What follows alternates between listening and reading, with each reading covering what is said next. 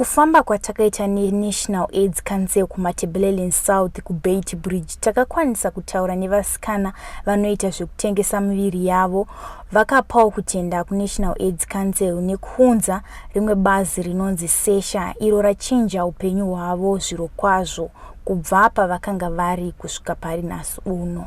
Ndinogara lenhu vangu vakangowawo tsitsi paita vanhu vesesha vakaifamba vachitenderera zvikanzi mataura nyaya izvozvo pane vamwe mai vanogara pano saka ndofunga vanogona kubatsirika ndokubuda kwandakaita kuti ndakabvotsa vanhu aya saka ndakuzviintrodusa kuvanhu aya ndokatazivana vanhu vaya kuramba vachindishanyira kusvika ndarega zvokudhakwa nokubhema mbanje ndopakanditi unozokwanisa kakudzidzisa vamwe nokuti wadini wasiya zvinhu izvi ndobva ndati ndinokwanisa ndopandakatorwa ndikaita PhD it was 2012 ndaita PhD ndaenda kutorambidzawo vandoona vadaibhemawo navo ndakuvatorawo semunhu ari muchechi ari kudzora vanhu vachikuita zvivi kuti tiuye kuti tizobatsirika ndabva ndatorawo mafriends angu ndobva ndanzi iwe unenge uri good PhD pakaita international conference ya 2015 ndakaendawo ndichinotaurawo zvandakakwanisa kuti ndibatsirwe nazvo ndakabva ndati kugara ndingati before ndakambotorwa nevamwe vakomana 3 vakaenda neni pachipatara apo vese vakasvika ndirwepo pasina makondo saka ini zveve zvinhu zvinonyadza zvondanga ndisina ruzivo rwekuti kana ndikarepiwa ndigona here kuti ndinokwanisa kundiwana zvinhu zvinondibatsira ndarepiwa nevanhu vese vasina makondo ndakangoramba ndakanyarara saka kugara kufamba ndobva ndatesitiwa ndabatwa HIV positive ndobva ndakanselewa kuti aiwa zvagara ndo zvinowanikwa hausi wega watanga nazvo chichi ndabva ndatanga kuzvigamuchira nekufamba kwenguva paarea yandiri ndandatova mudzidzisi chaiye ndobva ndatopuwa zita rokunzi kansela wemahure saka choga chaiitika pane any booking kwendi kwatiri kumaketeno ndaitodamwa kunzi kana ndikatira nechi kansela wemahure vagone kudini kuti vakugadzirise panyaya iyi mozova vamwe vanenge vachigwira mene asi mene dzacho dzinenge dzichigogwa dzine dzasiya vakadzi vadzo unokwaningwa vauya kuzoba nesu sando zvimwe dziso yandaipa vamwe kozouya vamwe vairwarawo ndichitakurana navo tichiendawo tinodi madays yauya pavhiki sesha ichibva kumasvingo ichiuya kunoBeitbridge yaiva every Wednesday saka ndabva ndatanga kutova munhu anozikamwa kutotanga kutowirana nevanhu kunyange vanhurume chaivo vamwe ndaitongovaudza kuti since kwedu hakudi vanhurume asi kana ukaona wadaiwo shamwari enda kuchipatara saka ini Sesha yakandikurudzira zvikuru ndikakuudzai vanhu vaMwari kuti pandave iko zvino yakabva vanditora vakanti iwe unenge uri munhu anogona kushanda uri kuunza vanhu kukliniki nenguva wavhuma kumwa mishonga yako nandakuti ndikatoona munhu anorwara shamwari hazviwe kuti kurwara watova HIV kana kuti kare kwaingonzi munhu akangoerera musoro kutonzi munhu atova positive pamwe chii chinongoti chimwe chirwere kana TB kana chii handei kuchipatara todi ndotora munhu yatobva tauya naye kuchipatara saka ini Sesha yakandidzidzisa kushinga ndikaramba ndichishanda navo kusvika ndazotogawo ndikapuwa basa rokutsvaira nawo ndinotsvaira ndikatanga kudzidzisawo kuti nyaya dzemikando kuti no hakusi kutengesa bonde chete because zvimwe zvinenge zvakaneta mene dzachona zoita shoma saka zvakandibatsira nokuenda kwenguva mukatasa age yandavawo ndichagwisanika nevana ma16 years akapinda mu6 week ndakakwanisawo kutengawo chistendi changu ndikavakawo 4 rooms dzangu ndakakwanisawo kutengawo chipipipi changu chandakagona kuisawo mubodi ndakambodemba kumashure kuti naivedeko iyo prep yanga iri kupi kupakauya prep kuti dai pakauyawo prep ndangorangwara sezvizvi nandifunge ndaizobatwa neHIV saka ndinoramba zvangu ndichikurudzirawo nevamwe vangu out there kuti tirambe kushandisa makondo semadzidzisirwo atakaitiwa ringava rechirume ringava rechikadzi nokutevedzera kumwa mishonga yedu nenguva nokuenda futi kunoita maCD4 count edu kuchekawo maviral load edu nenguva timwawo mushonga wedu nemwero kwete zvokuti ndatorwa natruck driver ndafunga kuenda kuchirundu ndatosiya mushonga wangu ndakutolauro inokunyara pamwe ndaitovanzirawo truck driver ari kutomwawo mishonga yake iye achitomwawo akandivanda vachiti nandini saka ndakabva ndadzidzawo zvakawanda kuti ndinomwa mishonga yangu ndakadini ndakasununguka ndakubuda kuenda ndakufambawo nemishonga wangu ndotomwa ndakatomboti famba namwe truck driver kuti iko unomwa ndikati ndomwa ndopakadini izvi aitondibvunza kuti unomwa doro here indakafunga kuti anobvira kunomwa mapirisi ndikati ndomwa ndobva ndatotora mapirisi angu ndobva ndatomwa ndikonoyodoti kochokocho gaba rake akutomwa saka zvimwe tinotovanzira munhu agara achitori muchirongwa saka iyi ndinotenda Sesha shuwa yakandisumudzira chaizvo ndakazosvika pakutidzidzisa kuti musamirire nechirwere chete nekuti varume vamunodanana navo varume vevanhu saka wakufanira kuti utsvage zvinhu zvaunoita nekamadiro aonekawo saka iko zvinoda kubika sadza rangu ndichienda kunotengesa kuBonde. Ndodzokawo kana manheru aya ndoenda kutrack store kuisa maavhu angu amaona padhuwa.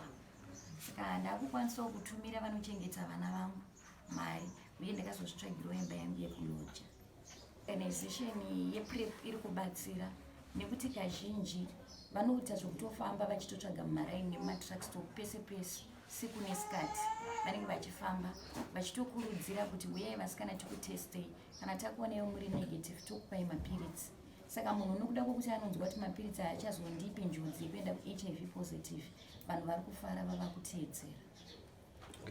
Zviri ndakamunzwa kuti hanzi kana mwana ndichanzwa achida mbishi kusina kondomu then kana da kondomu mitengo yacho inosiyana. Apenda munosangana nazvo here?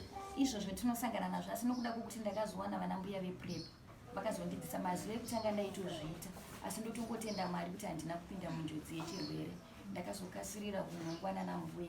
Asi izvozvo zviriko zvokuti vanhu varume vanenge vachiti hatidi kushandisa makondomu tinenge tichida kuti tikuitei makadaro. Saka nokuda kwokuti Prep iri kufamba siku nesikati ichidzidzisa njodzi yacho yekuti vanhu vachirarwa fair kana kuti live yakashoma nekuti mapirits ePrep avepo. Kunyange zvazvo asingadziviririsiki asiwo mishonga yakazara zvokuti kungoita ronda kana mopo wavo kutomhanya chero nekensa vanototesta.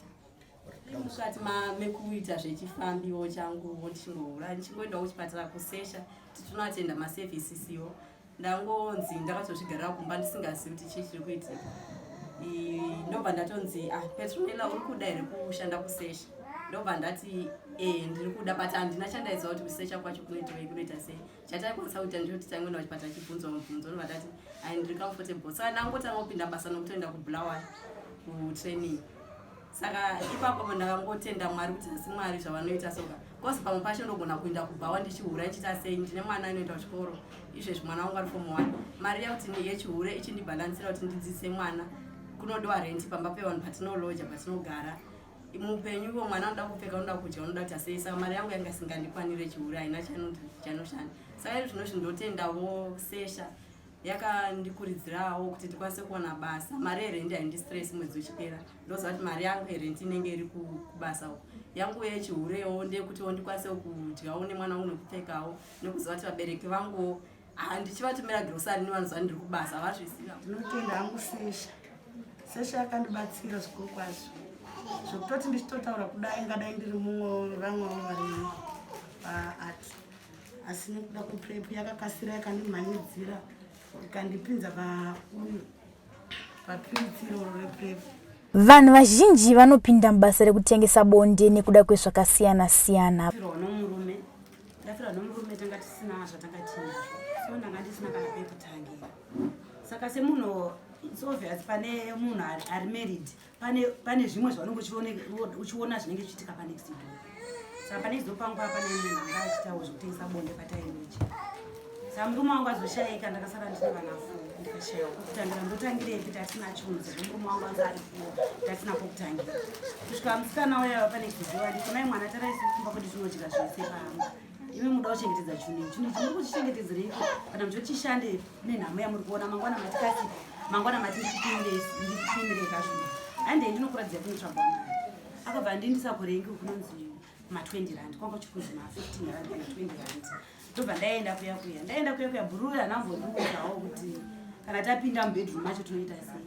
Saka naingo ndapinda mubedroom taingoita zvataingoita nomurume ndisingaprotekti ndaingoti angouya tichingoita plus ndaenda kupesa ndakubhema manje. Ndakakurwa nemurume wangu 2005 ndobva azoshayika 2020 asi murume wangu paangakanditora aindizvarisa vana gore mwana saka vana vangu vese vakwana kuita 6 vandimana. Saka ndakanga ndakugara kumusha kwemurume ashayika kubva kwakuita mashoko ekuti dzimwe hama dzemurume vanenge vane vatenzi vavo vana banguru nana bambiri. Saka ndobva ndaona ndega kuti nyangwe ndikanochera mvura kuchibhorani ndikusekwa ndikufirwa uri mwana mudiki. Saka ndakazongosarudza kuvaoneka kuti ini ndakubva hangu pano nevana vangu ndiende. Asi pakubva kwandakaita both parents deceased kumusha kwedu ndakabva ndadzokerawo kanoita machallenges ekuti vana vanga vakawandisa vachinzi magora. Ndobva ndazosangana nemumwe mukadzi mutown apo kwandandakaroorwa kumusha kwacho kumasvingo ndobva ndadzokera kuHarare. Saka ndadzokera kuHarare ndakaenda kudzimba dzehama nevana vai vanga vakawandisa vainzi Makura. Ndobva ndaenda kwamurewa kumusha. Ndanosvikapo vana vanga vakushandiswa saende kuchikoro.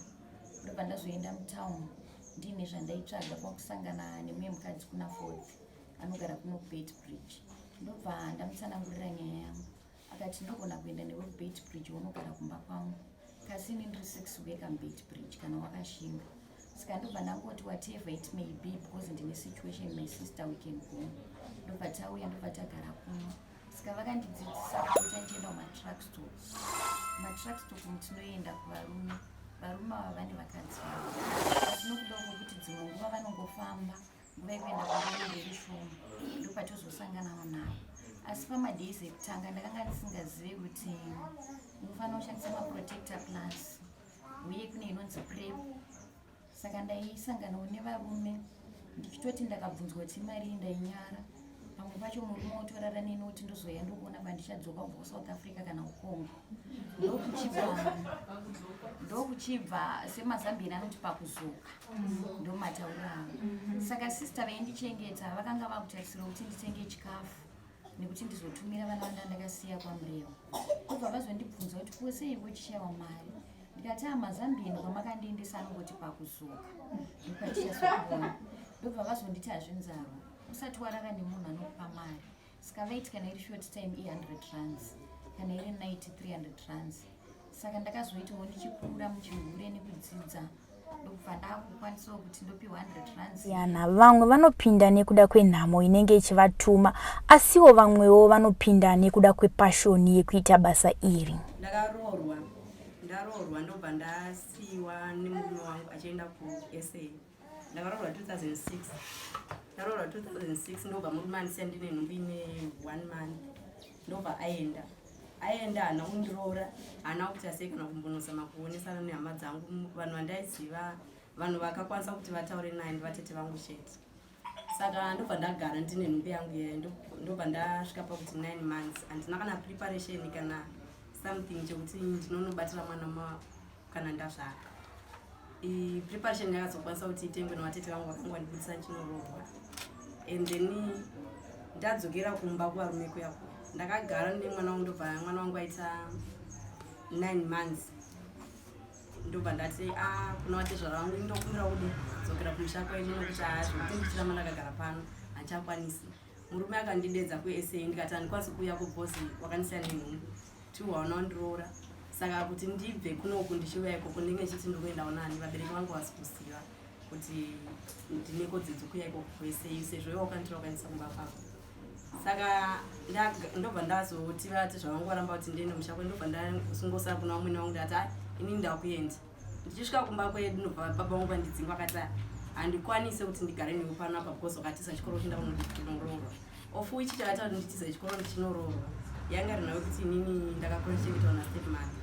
Saka ndandakuna kuti life yacho yokuti ndoenda kuchikoro masikati apa maticha anosvika achikurova futi uchisvika kuchikoro ndikaona kuti hazvisi kudi kupindana pamwe ndikanoroora zvogona kuti zviri nani. Ndobva ndabva kumereji kuyako ndikaenda ndikanotsvagirwa basa kushabhani vatete vangu because kumba ndasingadiwi. Ndatsvagirwa basa ndichikudza mwana wangu handasati ndapinda pasex work. Panazona kuti upenyu hwandiomera handina munhu kuti ndokwanisa kuti anondiritirawo mwana ndichiva kuno EkuBeitbridge. Ndakatanga ita zvekutengesawo. Ndicha zvokutengesa mbona sangana nomumwe murume futi munomu ndobva atraiwa kuda kuvaka neni. Ndobva takunana futi because mweya wanzvimbo unenge waingomutsimbira. Ndakagara almost naye 1 year. Saka pa 1 year ipapo aigona kutondiudza kuti ndiri kubhodha kana kuti ari kubhubhi nemabhebhi ndakutozotumirwa ri maphotos ichichi. Ndobva ndangoti zvakangofanana inini ndavagive up ndaneta. Saka regai ndingozviendera kumashort time kunoenda vangu. Ndobva ndatotanga kutoenda kubhawa ndasingagoni kuchaja mari. Ndangotiwo murume akandionawo ndikaona ndafarawo iye andifarawo tongoenda kumba. Sometimes murume aitozondwatitika mwana wechichakandiita kuti apinde mubhawa then ongondipawo mari mumoto udza kuti aimbogara pasiwo for week ndogona kudi kusanawo ndichingokujega-jegawo kana uchinzwa kuti kwaneta soso. Saka ndazomupesa ndajaira izvo zvinozvi ndikatopinda mubhawa ndotoziva kuti munhu akatonditi short time yangu bhawa rakati ndofanirwa kuti 50 rand. Ndikaenda kubhawa rakatiwo kune klasi yako ndofungwa kuti 100 rand. Ndikaendawo kune manight 300 rand ndakutodi kutonzwisa kuti chii chiri kuitika. baba vangu handivazivi, vakashaika ndine 2 months. Mai vangu vakashaika ndiri form 2. Saka ndaigara ndaichengetana kuku vangu, akatiza kumba ndine 16 years, ndine mimba. Mbuya vangu vairova, ende mbuya vangu vairova shemu. Ndakatiza ndine makore 16, ndaitiza kuva ndamimba kuti vasaona kuti ndine mimba. Ndikauya kuBeitbridge, ndikawana basa rehouse girl, ndikatanga kushanda, ndichishanda chero wandaishandira vachanga tinoziva kuti ndine mimba. Akazofind out mimba yangu ine 8 months, kuzi ndandine body yanga isingaonekwi vheri. Angoti iwe kuti ine 8 months ndokwazona kuti ndine mimba. Ndisingazivi kuti kunozodiwa preparation chichi. Uye mukadzi ndiye akazondibatsira zvese daro kungotora zvimadhende zvemwana wake akungoputirwa kuti mwana kuti zviitewo nani. Saka gare ipapa yabva ndatanga kudaro ndikabva kwandanda kushanda ndikamboenda kumba kozi mbuya vangu vanga kutozviziva kuti ndine mwana. Ndikaenda naye kumba ngari mudiki, ndikanogara ndikatsoka. Ndikauya ndikatanga kutengesa orange, mabanana, ndichingotenderera mubhodha ndichidini ndichitanga kutora vanhu mapiecework ndichidi. Saka pabhodha paya ndo patondongwarisa chingodaro ndichiti ndikatengesa wangu kuti keep change kwadaro paya. Ndaiti sometimes ndikatengesera paTrackhome, uya muTrackhome achiti baby une zvinhu zvako chichi ndoda kurara naye ndikupe mari. Ndaingotanga kuti nyara ndichingoteza, but ndikazoona kuti mari yanga kutaura iyi inotodarika maorange angu netumabanana twangu twese utu. Ndobva ndangorasa chisefa chiya ndokuenda nemunhu uya kuTruck stop kunorara naye afumandipa 400 rands. Ndikaona kuti izvo zvazvinotori zvinhuwo zviri nani. Ndadzoka ndauya kumba ndarara. Arara neni pasina kondomu. Ndisina kana kondomu. Ndadzoka ndauya ndarara kumba hangu. Ndamuka makuseni, ndabvunza imwe friend yangu akati handi ndakuudza kumba kwandaigara ipapo pandanda kutogara kwacho pamba vaigarawo vasikana, vaigarawo vachindipa zvimapiso kuti kusukira maplate, asi vatori vadiki kwandiri. Ndichitoti vanoiwa nepi mari vachitondiza kuti aiwe wasara iwe zvaya zviri kunoka. Manheru acho ndikabuda ndikaenda navo, pane bhawa rinonzi Pagomba Keveri. Ndabuda ndaenda navo kubhawa papaya. Ndasvika manje panenge pane tumalaiti, vakangolaita vakadora daro. Kuti ndipinde manje apa kutorema. Apa pakazara pakasangana nazvo kutoti vanhu vaive pamafaro. Ngatipinde. Ndakangomira muzvimakona muzvirima imomo kuti ndiende chaipo zvasingabudi. Dzamara ndajaira, ndaingouya ndongomira mumadziro imomo, ndomira kurima ipapo ndichongoonekwa ndiri kurima ikoko. Dzamara ndajaira ndaona kuti ko vanosvika kulaiti vanosvika sei. Mumwe musi ndikangozvishingisa ndikasvika palaiti paya. Zveshuwa ndikatoona kuti zviri naniwo. Ndikatanga kuwanawo mumwe wangu kubhawa ikoko akatanga kuti chihura chibhadhari chichi, akangondionesa asi kuti ndandisingatoona kuti uyu anotouyawo nezvake. Ndaitoona chitori zvinhu zviri nani stereki, kozi ndaitoona zvitori zvinhu zviri kutondiitira inini vhele. Ndichitoona life itori bho kwandiri, kozi mari yandaiwana yaikwanisa kuti ndiite zvinhu zvose zvandaida ndikwanise kuchaita mwanangu.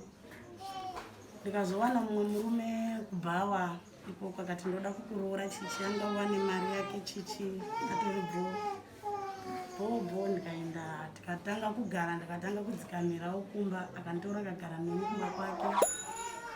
Murume uya aita clearing agent, gara naye kumba kwake papaya. Akatanga kundimitisa, anomitisa pakatanga panga panapa apaite kuti iwe vhele uclean nokutsvagira house girl. Notsvagira house girl nokuclean nowacha noita zvese iwe unongokungogara. because handidi kuti uremeka, ndiri kuti uzvare zvinorema, handiri kuti utadze kuzvara nekuda kuchisevenza. Bona kuti ndadiwa. Izvo munhu aiziva metsi dzake hake. Pane memba yangu yanga yatova ne7 months. Akandikandira $300 makuseni achibuda achienda kubasa. Akati unondifonera wadzoka kumesina, ndaida kuenda kumesina kunotenga preparation yemwana. Ati bo. Tikaenda ndikamuka makuseni ndakapepa kwa kumupasti 7. Chita nditarise chi mari nditsvage mari ndingaiwana, mari nditsvage mari ndingaiwana, because unza machira yese mari handisi kuiona.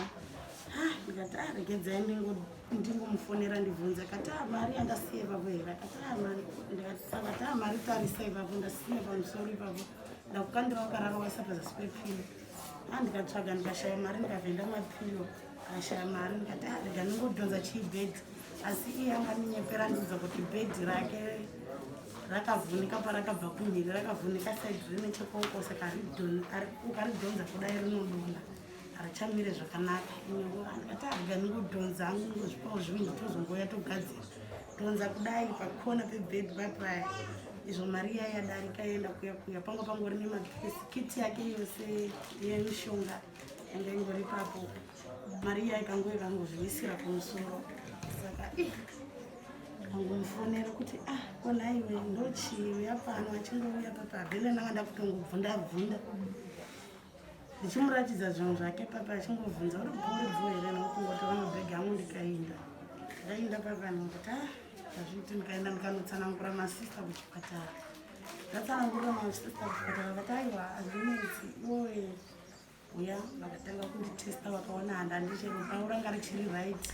Madzimai anotengesa bonde aya ari kusangana nematambudziko akasiyana-siyana mubasa ravo ravanoita usiku. Challenges atosangana nawo. Dzimwe unogona kutorwa nechando uchitengera mutractor pasina kana murume anoti ndikuda.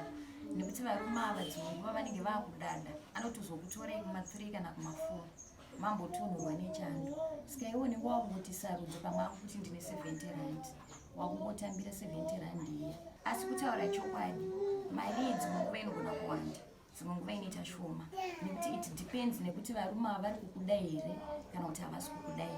Especially kana wajairwa, varume ava vanenge vasisadi, nekuti vane pavanonosangana kumatrackstop avo kana kuti kumacompanies kwavo vachitokuratidza, nekuti unenge uchitaura navo kana paWhatsApp. Wototi kobhibhiri munoriziva here, sei vanototi magirasi. Saka ndakazozviona kuti varume kana vazokuziva vakawanda vakupinda, vanenge vasisati kudai. Uri mukati mechihure tinosangana nezvinhu zvakawanda. Sometimes mumwe anogona kutokuseka kuti uri positive chichibati inini kwandiri manje, chero munhu akaita zviya zvekuti pachisikana pachihure togona kutora majelasi chichiyani, but inini hazvichandi affect because ndotoziva kutoti indoshanda kucounseling. Munhu akanditi unorwara ndinorwara, but haukwanisi kunonditestisa because hauna kodzero kunonditestisa, vanokwanisa kunditestisa ndovaripo. So iwewe ukafamba uchisaura anorwara anoita sei ihure, of course ndinohura ida ndizvirambi because ndinge ndiri hure. Saka ini ndoda kutenda musesha, pane zvakawanda zvandakadzidza.